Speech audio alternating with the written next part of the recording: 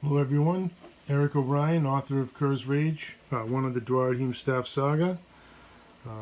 Before we begin episode 3, I'd like to talk a little bit about when I started conceptualizing the story, sometime between 1991 and 1993, while I was serving with 3rd Ranger Battalion at Fort Benning, Georgia. Occasionally there would be downtime between required training and work, and usually filled those times with my sketchbook, notepad, or writer's journal, whatever I had on hand. During that time, I ran a few D&D games with a fellow ranger named Brian Snow and his wife, and the story behind Kerr's Rage began to form. Brian was a courageous forward observer who was injured in the Battle of Mogadishu, but he survived. Sadly, I lost track of him after I left the Army, and I don't know where he settled down. He and his wife inspired a few of the characters in the book, and later, I ran the same Dungeons & Dragons campaign for my friends back home, and their characters are portrayed here in Kerr's Rage. So let's begin episode 3. One-Eyed Jack's, Thursday Eve. I still remember the horror that I saw in Carmen's eyes as she witnessed what we could not, through the lenses of her spyglass. My voice failed me for a moment, and I had to pause and wipe away my welling tears with my kerchief. The 3 young soldiers who I sat with at a round table by the tavern's fireplace tried to console me. But my moment of weakness passed quickly, for I knew that Carmen in her pure spirit would not want me to be sad. I was getting old, even as gnomes went, but I was still almost as quick as I was during my adventuring days. I signaled across the bar with my customary tap on my empty flagon, and Jack was swift to pour me another. I tipped my glass to the 3 young men who sat with me and continued my story. Kerr welcomed the call. The tension that we felt upon the battlements was a terrible burden on our pounding hearts. It could only be cured through action. My grandfather was a veteran of that battle, Redhead, Eric said, and he never said anything about a demon. Well, I am sure that if your grandfather were here, that he would tell the story the way that I am telling you now. Let's just hear him out, dark-skinned, curly-haired Garrett said. Stories always change with time, and who knows whose is truest. Well said, I replied. You are much like Leander, Garrett. He too preferred to hear the entire story before passing judgment. What happened to Carmen? Sandy-haired Polly asked. Did she die in battle? I'll get to that in the end, but for now, I must show you what the Jackaloids were feeling at the time, and then you will know how desperate the fight was to become. I focused my thoughts, drew smoke from my pipe, brushed aside my mustache, and adjusted my eyepiece. After settling back into the padded rest of my bar stool, I was finally ready. The tavern's fire crackled and blazed, I thought, like the voice of an old gnome. The Jackaloids. Gruzel was amazed that Yenog had come. Their deity hadn't appeared in over 35 seasons, and many among the tribes had begun to lose faith. Some believed that the many defeats that they had suffered against the humans had caused their god to abandon them. But now those thoughts would be banished. He was the last and oldest surviving member of his tribe. Respected for his wisdom, he was solely responsible for uniting the clans in this effort. They had to achieve victory. Their winter hunting grounds were bereft of game, and the humans had driven the divided clans farther and farther into their mountain homes. If they couldn't defeat them here and take their fortress, their winter raids would yield little food, and the clans would starve. He realized that only their combined efforts could return them to their former hunting grounds.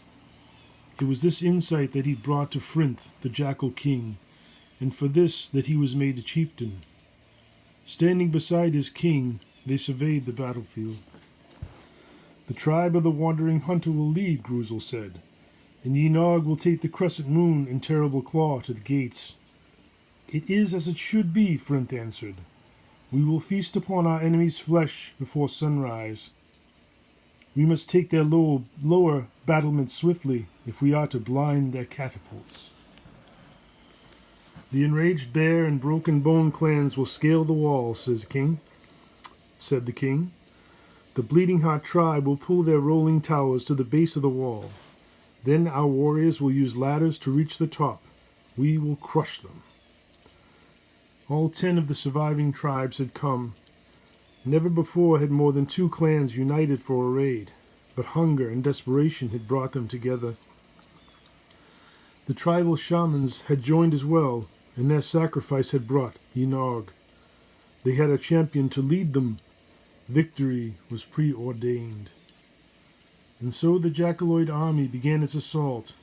Hundreds of their fighters pulling siege towers with heavy ropes. Hundreds more racing toward the castle walls with scaling ladders and climbing ropes. In the darkness, the mass of their bodies created the illusion of the ocean's waves at midnight. But their war cries were nothing like the calming voice of the sea. Their deadly arrows more devastating than the crashing of Poseidon's surf. Before the humans had loosed their first catapult, they had reached the base of the walls, and Yinog stood before the gates with his host. The battle for Highcrest Garrison had begun. The call to arms. Watching the Jackaloid swarm rush in was an experience that she could never have prepared for. Fear's blood rushed through her veins, crying out for flight or battle.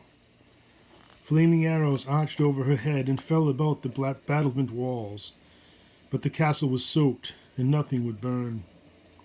Kerr shouted commands from beside her, and their squad responded with discipline amid chaos. No one had prepared her for a struggle of such enormity. Everyone relied upon her judgment. If she failed, no one would survive. Panic grappled with her. Her limbs would not respond, and her voice failed her. The enemy's first wave had long since crossed the field. Ladder rungs and grapnels clattered on the parapet all around her. The catapults remained silent. Her garrison waited. A grip of iron shook her awake. "Now would be a good time, Sergeant." "Corporal," she said, "relay my fire mission." Dwarven strength had transformed terror into courage. "Prepare to fire," Kerr said. "Mark. Mark is 100 yards, east, 10 degrees.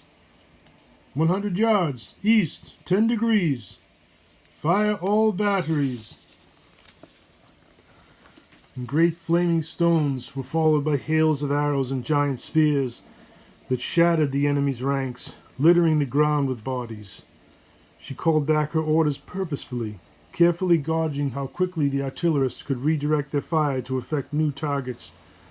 Her concentration was complete, her fear replaced by action.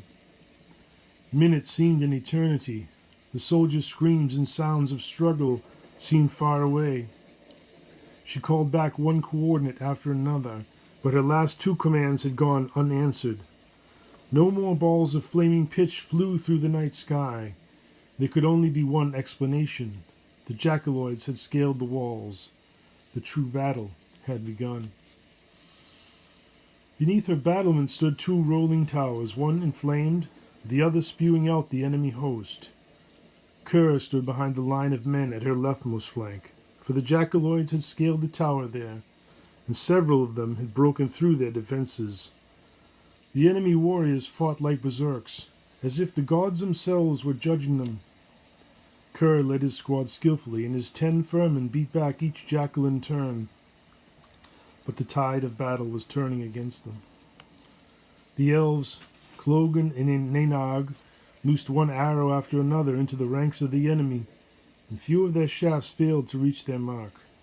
Fighting like others of their kind, they sang songs of their forefathers and of heroes long past. They struggled against sadness, for life was sacred to them. But the safety of their homes was threatened. They would not allow the beasts to raid and pillage within the enchanted forest. Side by side they ducked, scrambled, and fired, ofttimes defended by their Firmish comrades or their dwarven corporal. Kalor, the diminutive gnome, proved invaluable in repelling the horde, for from his perch he was able to strike enemy climbers, sending them hurtling to their deaths. In return, his life was twice saved by the actions of the 2 Halfar, half-elven fighters from across the sea. Dartin and Leander defended the battlement with long poles, pushing scaling ladders away from the castle wall and driving the jackals off of the battlement.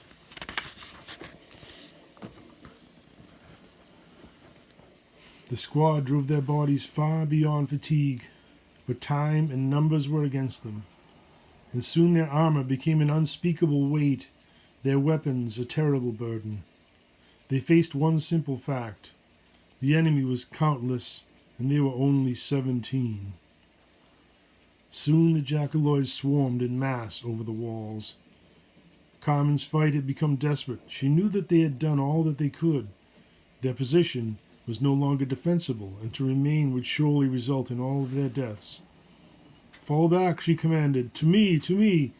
Calling them back towards the stairs leading to the uppermost parapets, she signaled their retreat with a wave of her sword.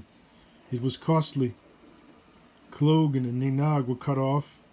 Kendrick and Ian of Khan stood with them among a score of savages. Fighting courageously, they tried to win their way through to Carmen. Laoselfar blades flashing in devastating arcs of fury, crushing blows from firmish axes. But despite their valiant efforts, they were driven away from their company by the mob. Kalor sent his arrows into the fray to help them, but he was swept away by his fellows. Kerr organized a rescue, but it was too late. Clogan and his comrades struggled amid the thrust of Jackaloid swords and spears. "For the light," he cried as he fell, and his call was echoed by Ian and Kendrick before the horde took them. Nenag saved his breath for battle, and 2 more savages fell beneath him before his life was gone. Kerr roared for them. His sorrow masked his pain. Every jackal that neared him fell. His soldiers' sacrifice would not be in vain. But the renewed onslaught of the beasts proved insurmountable, and Carmen's survivors were driven inexorably back. Fighting for every step of the stairs, their blood and that of the Jackaloids mingled upon the stones. In that hour of need, Kerr was the epitome of strength, the father of courage. While his sergeant led them, he stayed behind to defend the stair. Foe after foe came against him, and soon his battle axe was drenched in blood, his grip unfaltering, though he received many hateful blows from those that he slew. Soon his enemies lay piled at his feet, and the passageway was temporarily blocked. Clengedius watches me, he thought, for he felt no pain from his wounds. His only awareness was the pounding of his heart, for the spirit of battle consumed him. While the beast cleared the passage, he charged to rejoin his squad. Carmen reached the top of the stairs, only to find that there was no point of safety, no chance of respite. The Jackaloids had breached the garrison's defenses at numerous points, and fighting was everywhere. The catapult batteries had been smashed by the beast's own devices, and many soldiers lay about them dead and dying. Suddenly a titanic blow shook the main gate, and then another. Carmen led her squad to the ramparts overlooking it, and lo, surrounded by a sea of Jackaloids, Unogulus stood before it, striking terrible blows against the iron-bound entrance. Castle defenders on the walls above poured boiling oil upon the beast and his minions and ignited it. The Jackaloids around him were enveloped in flames, but the demon remained unaffected. Covered in flames, he continued to batter the door, and with each blow of his enormous flail, wood splintered and irons shattered. Unogulus possessed the might of Tartarus, and the dwarven forged gate could not hold against his strength.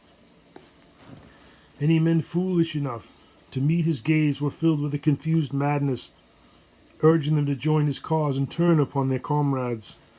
The mortals had no weapon that could hurt him. The day of his Jackaloids was at hand. He would feast upon the human souls. At that moment, Carmen's group again joined the fray, and at that point every inch of ground was important. They knew that every enemy had to be defeated, or they would not see another sunset. The air was heavy with smoke and the odor of burning flesh. The cries of men and beasts mingled with the sounds of the storm. Battling on, Carmen rallied any surviving soldiers to her side and soon had assembled a large force. "To the inner keep," she cried, for they could no more easily defend against an enemy that outnumbered them 10-1.